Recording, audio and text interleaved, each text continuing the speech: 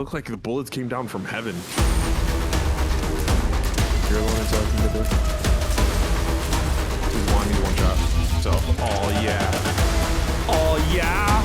Here we go.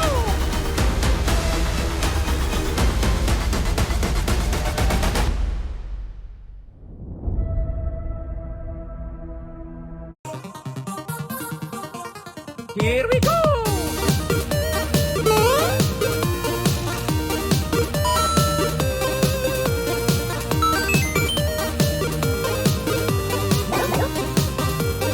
Okay, let's go.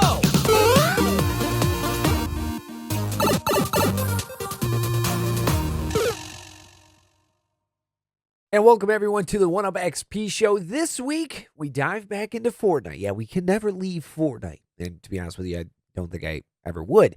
But it is a new chapter. Chapter 4. We have a whole new island and really a bunch of different things within the game. So, me, Lifestyles, a.k.a. Richard Bones, and two of his viewers, his nephew and Mel. Well, we jumped into a game, a lot of games, and we did pretty well. If I recall correctly, we had 36 kills total in this highlight clip that we're going to show you. And I had 13 of them. Check it out. Right here, hot drop. Okay. Here we go. Somebody's on me? You're alone.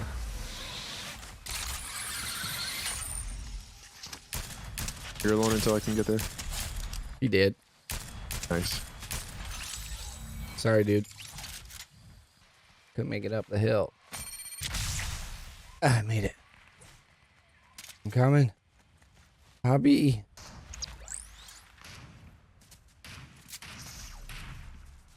No way. Flake, in that building, one guy, one shot. Yeah, he's healing. Or he's outside the building?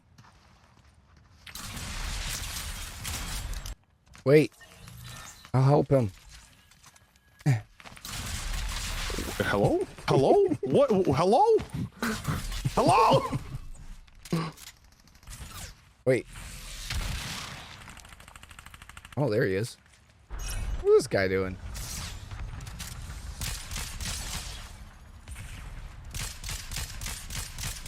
Hello?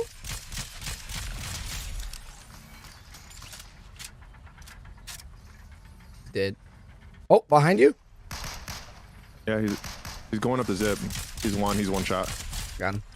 Nice job. Nice cat.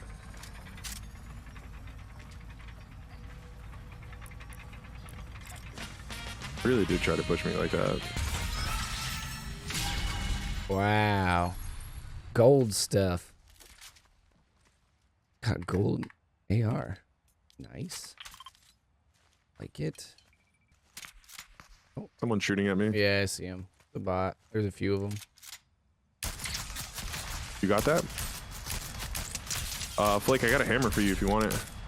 Got one. 72, 108, knocked. There's another one somewhere.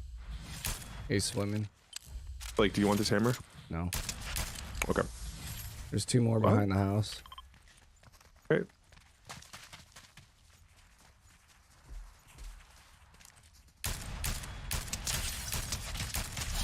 Wingardium Leviosa. Wingardium Leviosa. It's Leviosa, not Leviosa. Excuse me, sir. Oh, yeah. Oh, yeah, you heal yourself. Oh, yeah. Oh, yeah. Sorry, bro. I knew you saw me coming and you thought you had me. Just not the wave.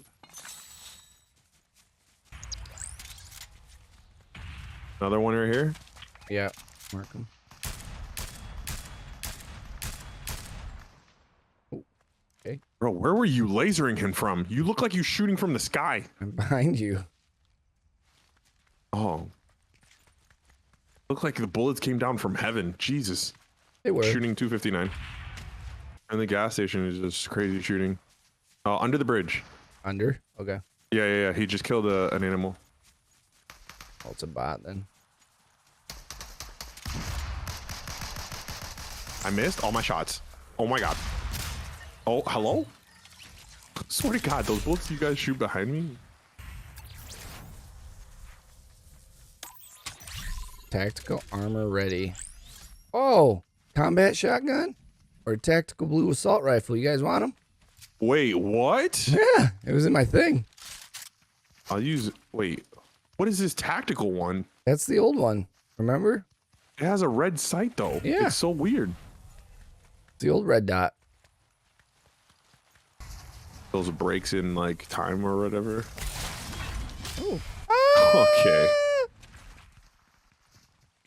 Oh my God. Okay, it rails.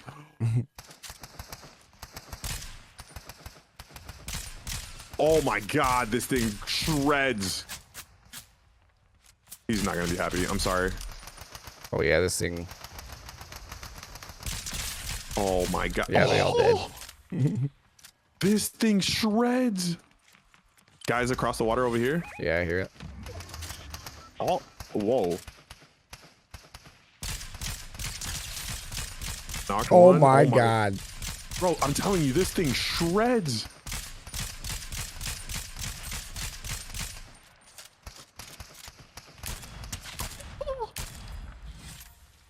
Yep. 14. 14. 14 again. 14 white. Got him. Nice job, guys.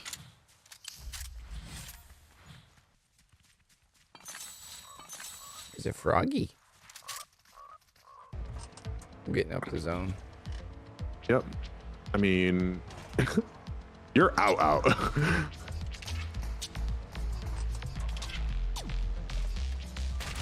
Is that someone shooting at you? No, it was AI. Yeah, there's guys shooting over here. 304. Oh yeah, I see him. Like we're not all with you. That's fine. There are ways from Okay. If I had mobility, I'll be able to head to you. I just don't have any. Wait, there's other people here? Oh yeah.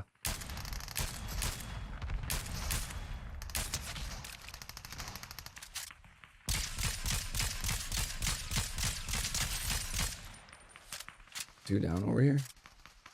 Okay.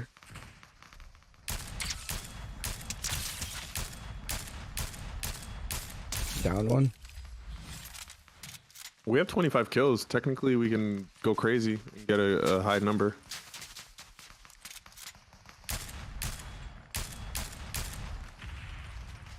Man, DMR can be Oh my spotty God. at best sometimes. This guy knocked him. Oh my God. I have no AR ammo. Actually, I need small ammo if anybody has any. Knocked another one.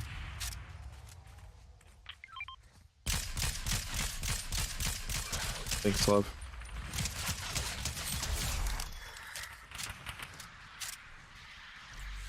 Oh, there's another guy here? With a rocket launcher? Nice. Okay, your rocket launcher is mine, though. Oh, I see another guy. He's over there by killing me softly. Ready? You got a guy on you, okay? Oh yeah, there's a guy over here. Who's this other guy? He's cracked. Got him. I think Jetty is fighting a whole team by himself. Anybody got rocket ammo? I probably do. Yeah, here. Oh wait, no, I don't. I have arrows. Oh, perfect. I'm coming. Yeah, I see them. They're here. By the castle. Okay. Yep. Tagged him twice on top. Another one running up.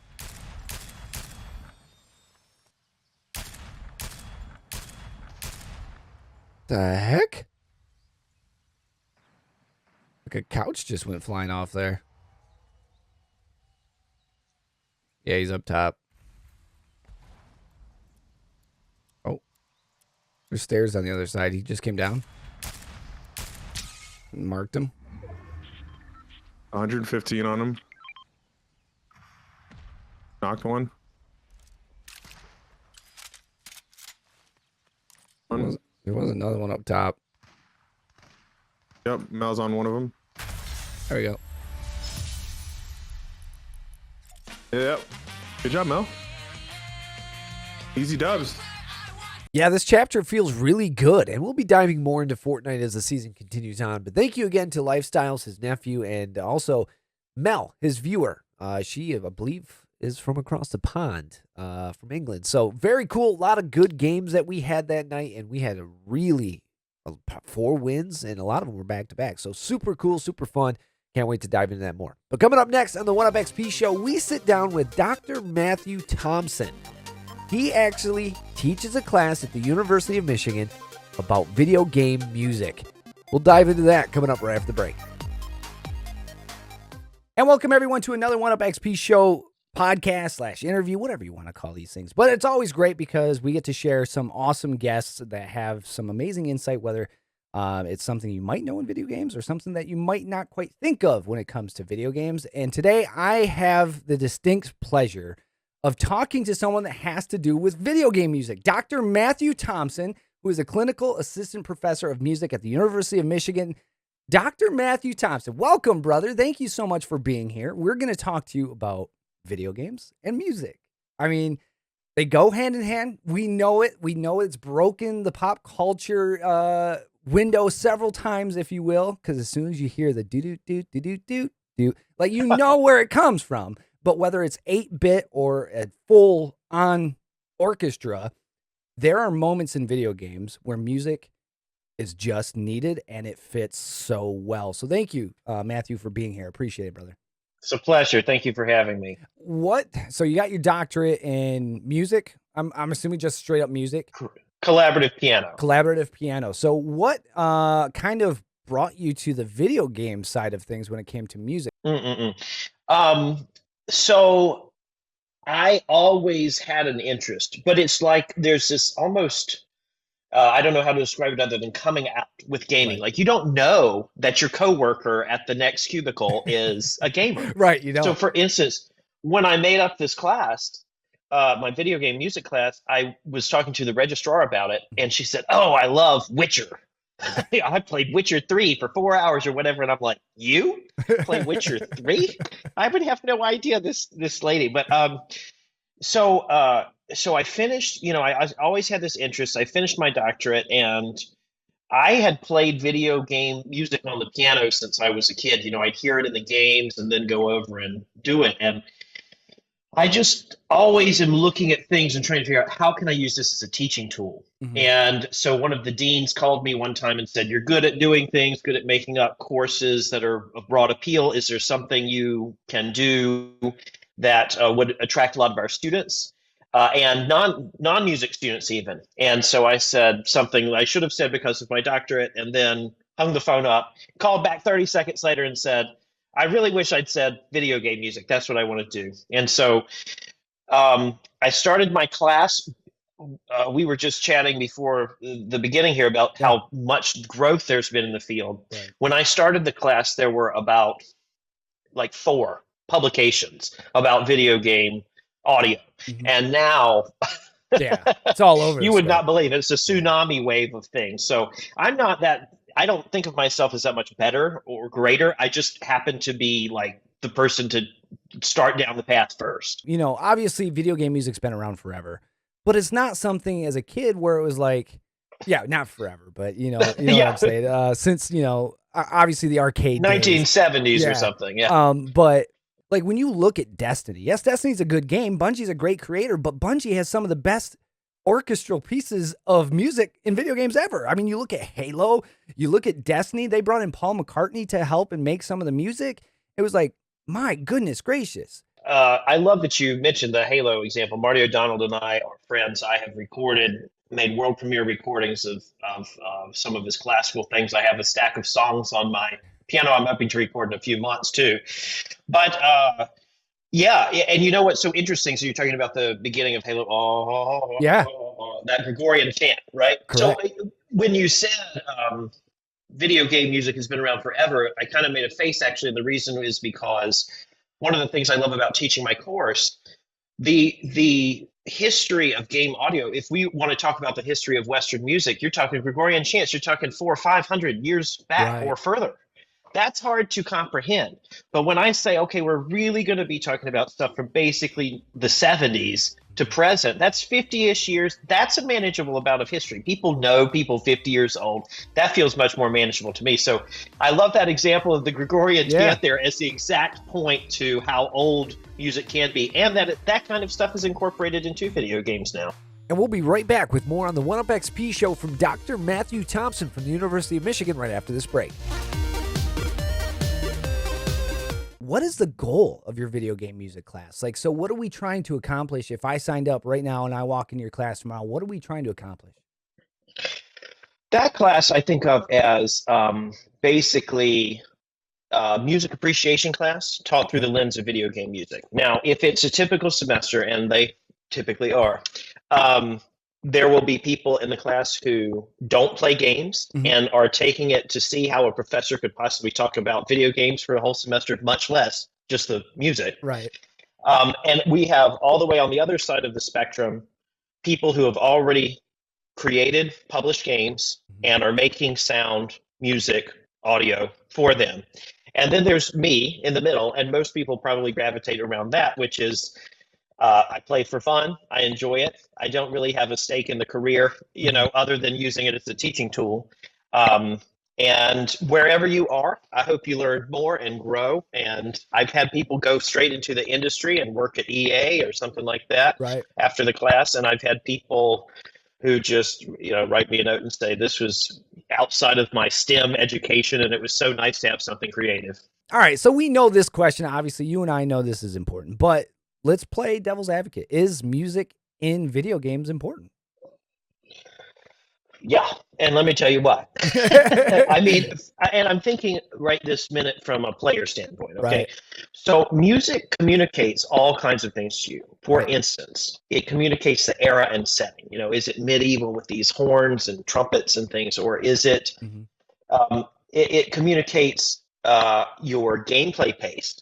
For instance, Mario, da-da-da-da-da-da-da-da, and then everything plays double speed, right? I mean, that's telling you better hurry up and get to the end. Get your tail moving, brother.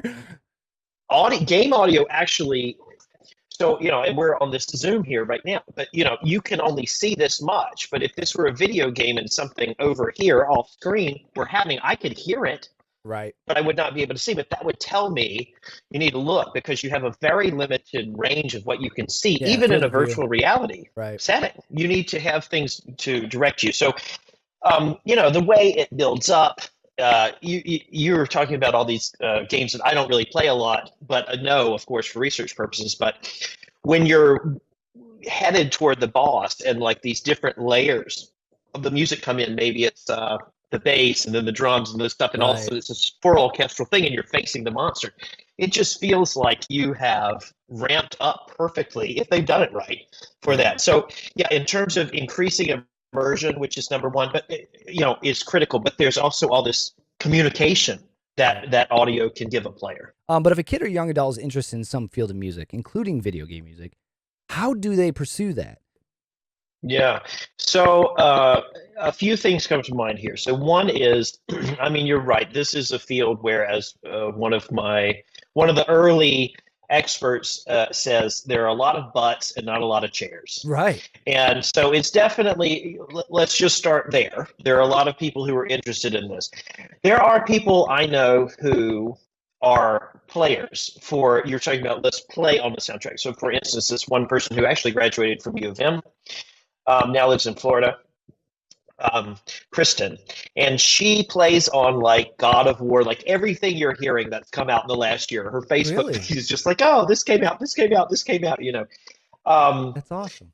She just records right, there in Florida, and beams her part in. People will say it needs to fit with this track or be at this metronome mark, and they can have some dialogue. But you can be a session musician these days, and especially after the pandemic, you can be anywhere. If you are known for playing these crazy, she'll buy anything. I think she has 100 different instruments. She'll teach herself to play it, and So that is one way to being a session musician. You no longer have to live in LA. Now it helps if you live in LA Right.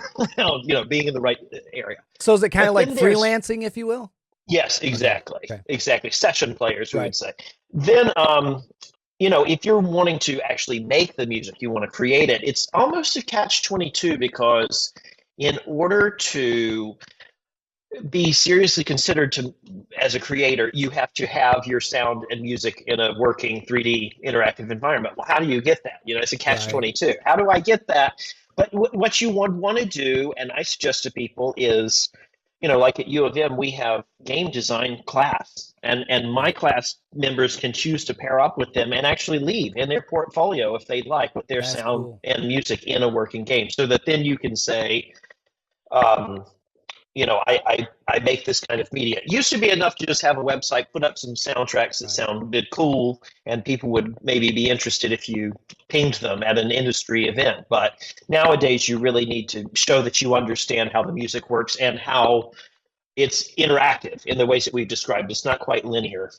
And again, my huge appreciation and thanks to Dr. Matthew Thompson for taking time and sitting down with me and talking everything about video game music. We talked at about hour's length, and you can find that entire podcast as well as all of the other interview podcasts that we have done over on the 9 and 10 News YouTube channel.